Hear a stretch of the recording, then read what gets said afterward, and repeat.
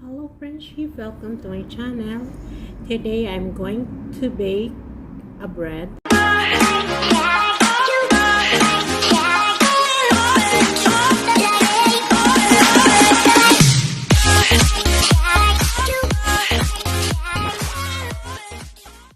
So una, crack natin ang egg, isang egg.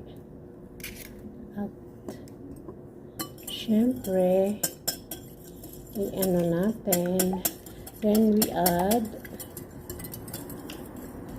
we add sugar, refined sugar, 2 tablespoons. Then we add the warm milk.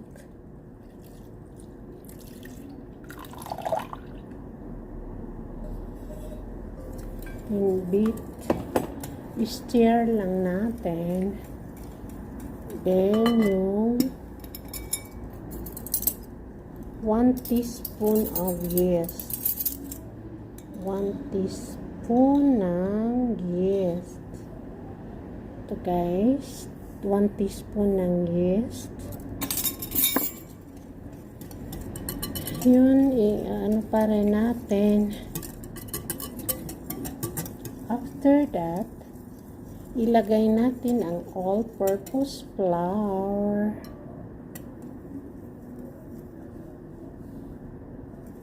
So, i-mix lang natin. Again, wala itong kneading. Hindi ito guys yung kneading, no need. Yung mag-aano ka talaga. Kasi, hindi nga ako pwede ng kneading, kaya I choose this one. Na very soft ito guys, promise.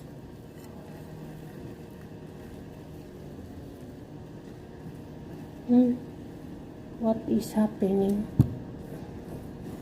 Bakit ano?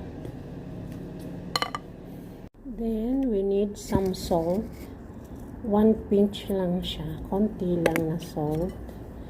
At i-mix pa rin natin together.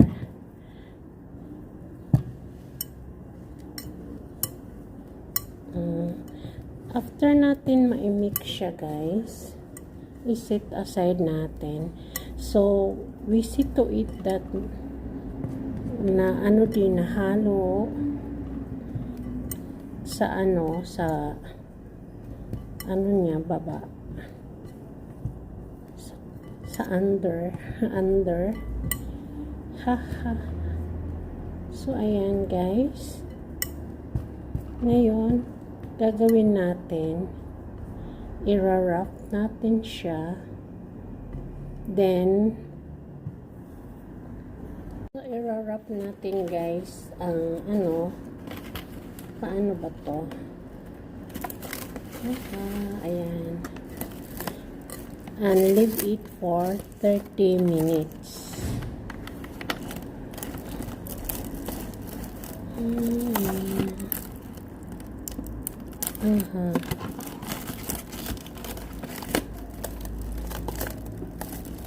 Ang hirap naman.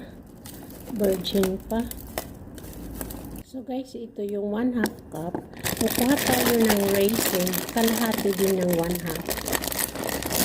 Mga isang dakot, isang dakot lang.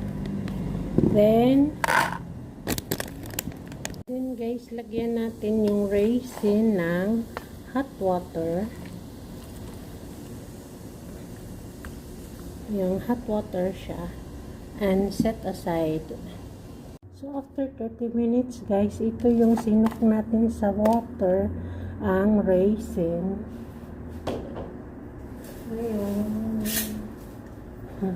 Ngayon, i-ano natin, i-mix together.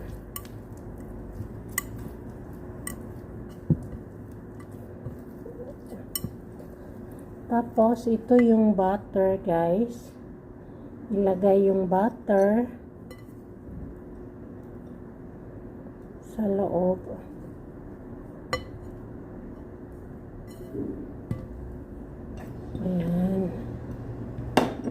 I-mix din natin, guys. Hanggang maano sila, ma-mix talaga sa loob. Ayan, guys. Malapit na mix na natin together. Ngayon, ang gagawin natin is i-wrap ulit natin, tapos ilalagay natin sa ref overnight.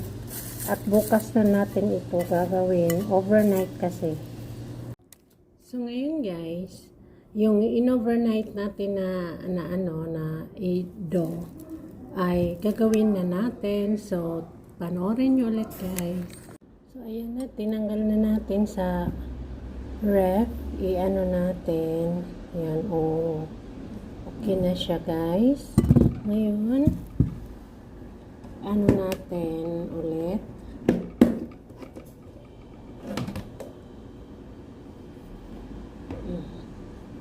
Mag-sprinkle tayo ng ano dito. Ng flour. Dito sa mat. At ilagay natin ito. Yung bread dough.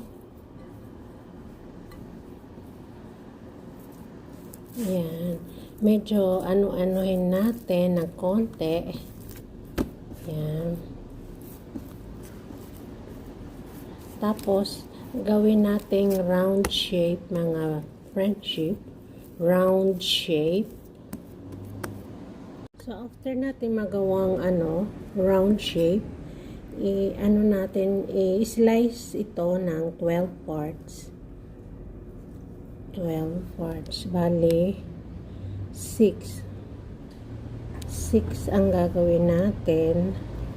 So, dito 3. Yan. Dito yung 3. Bali, 6 parts siya.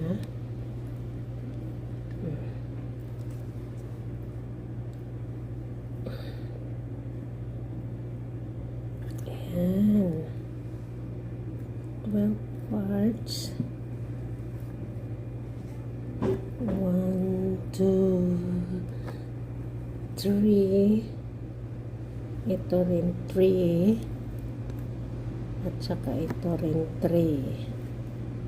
Ngayon, after that, i-knead natin isa-isa yung dough.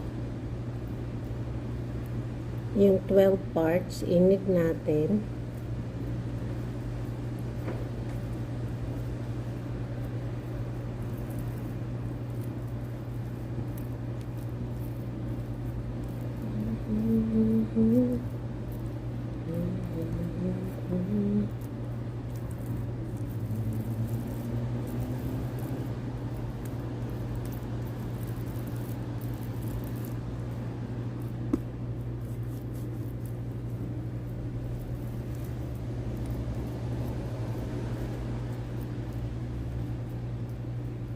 So, ayan. Ganyan.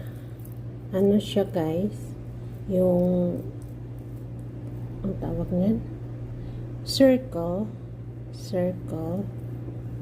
So, ayan, guys. Nakompleto na natin yung 12 na yung tawag niyan?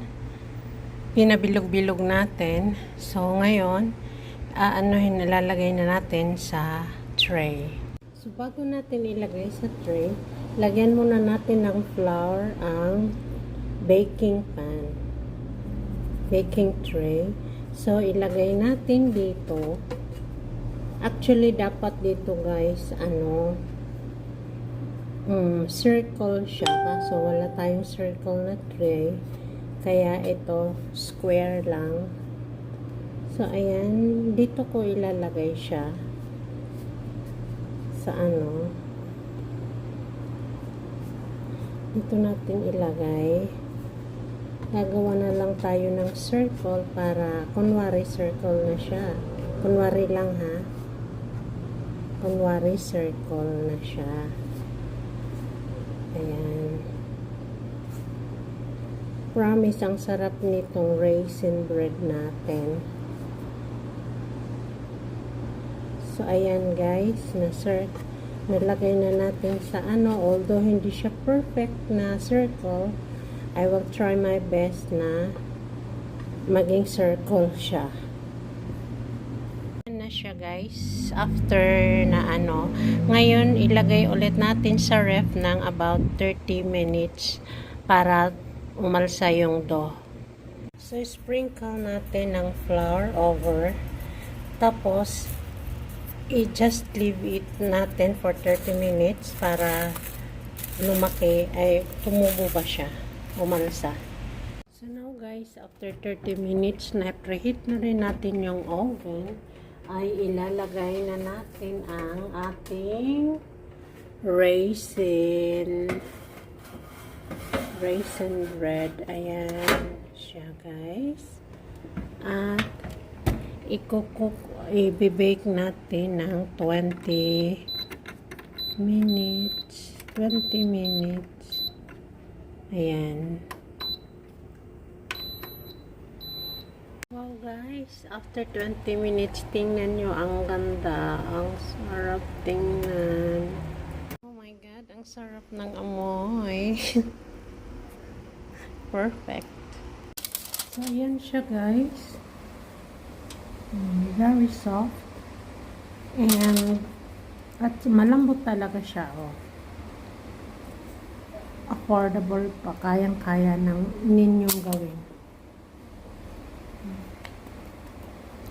Ang sarap niya guys. Lalo na siguro kung lalagyan niyo ng margarine. Pero ang sarap niya. Malambot. Subukan nyo to guys. Hindi kayo magsisisi. Thank you for watching.